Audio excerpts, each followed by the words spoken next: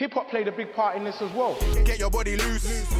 I might just tip a little juice. Dizzee Rascal, průkopník grimeu, držitel nespočtu hudebních cen a rapper, který změnil zvuk současné britské hudby. We came off a pirate radio and our influences were drum and bass and garage, ragga. Na scénu vtrhl s legendárním albem Boy in the Corner a od té doby si drží status jedné z nejvlivnějších osobností ostrovního rapu. Loni uplynulo 15 let od vydání přelomové desky Tongue and Cheek. Tracky z ní naživo představí i českému publiku. 8. dubna totiž zahraje v pražském klubu Roxy. V rozhovoru pro Refresher Dizzee Rascal mluvil o své obsesi bassem, počátcích grimeu i současné generaci britských rapperů. It's nice to see you, Dizzee. Yes, sir. Thank you, man. Thank you. I'm looking forward to coming back, man. I was just checking your resume. You won Brit Award, BET Award, Mercury Prize, and many, many more. The winner! Who do you think the winner is? It's Dizzee Rascal! You're still touring the world, Australia, Europe, so what's the next chapter in the life of Dizzee Rascal? Oh, man, just always, for me, that's going to be a constant. So, new music, seeing people around the world. There's still so much of the world I haven't been to as well.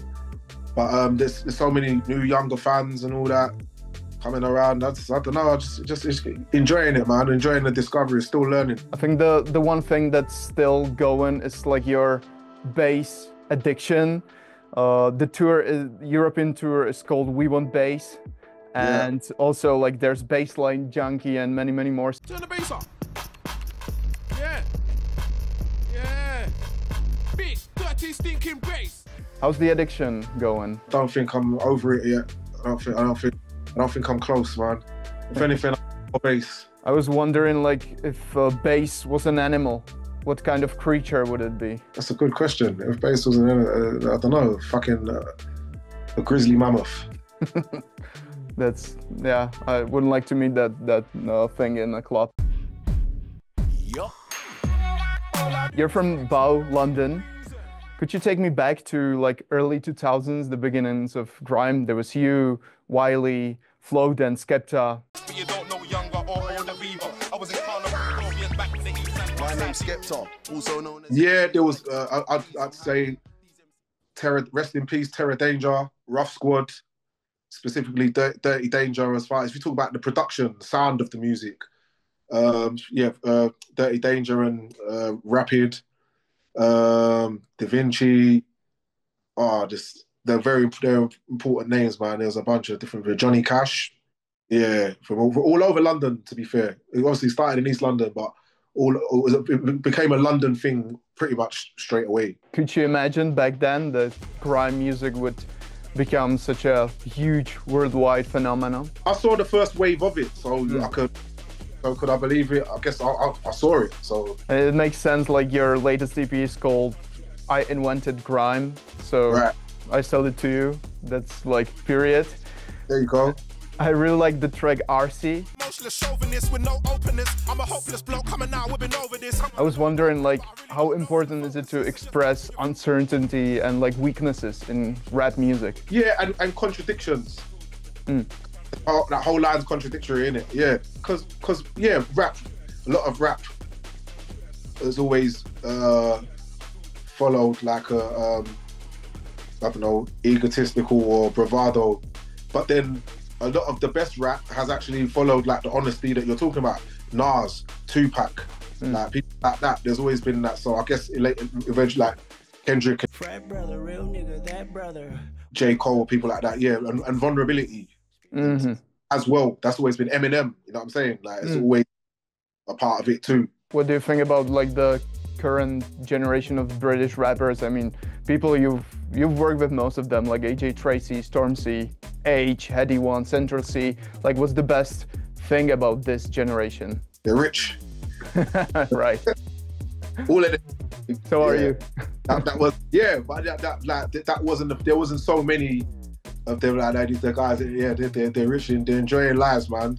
And they've got a lot of output as well. Music moves come away from money. Like the output, they put so much out and it's got to stay consistent. That's interesting to see. So overall, it makes the whole thing look steady. And if you could go back in time and take one of these guys with you back to the early grime days, who would succeed and strive the most? I don't think it even matters. Doesn't matter. They're succeeding and striving now, innit? Like, it's a different thing. But everyone you mentioned, maybe bar one, were all quite lyrical and would have done all right in that time anyway. Because I feel like my time was more a lyrical time. And because of everyone you mentioned, because of their age, especially say maybe like AJ Tracy, H and Stormzy and that, there's going to be crossover. They're still kind of from my era of proving yourself, lyric and MC. So they've got the best of that and this new world anyway. Is there a British underground rapper, an artist that people in Europe should know more about and listen to him more?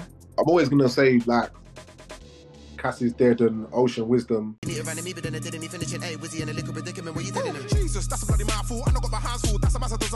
Imagine there was like a Mount Rushmore of British rappers. Yeah. There's you for sure. And who are the other ones? Wiley. D-double. For the guy standing next to the guy, you were overly quiet and shy. Could never try. It's P-double. All day long I make P-double.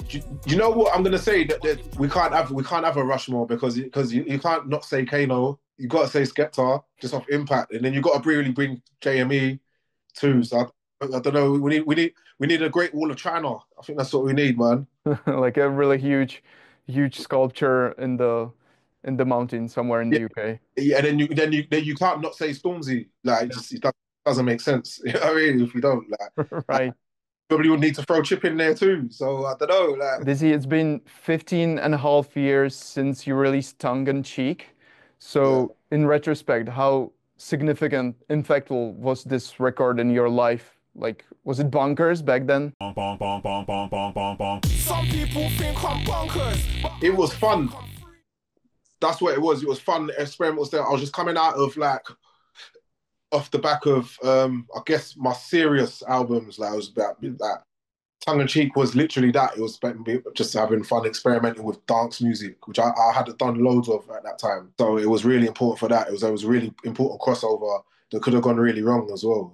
There was a whole fan base that I hadn't really reached before. The dance music on that album didn't sound like the dance music of that day either. So it was actually a bit, like I said, it was still a bit of a risk. If you could go back in time and give a 16-year-old Dizzee Rascal one life advice, what it would be?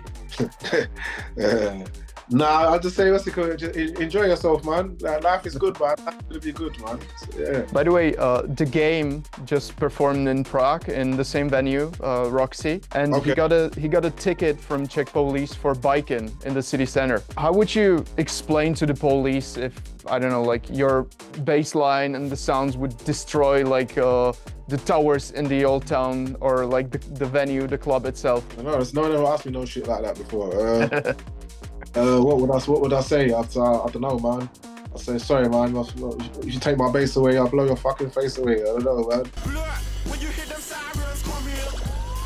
What's one thing that people always get wrong about you? That's a good question. Paddy, what do you think? I don't know. I think one of the main things that people don't realise how much I've done in the beginning of grime as a producer. That's one of the things that I care about. Like I said, production-wise, actual making the music.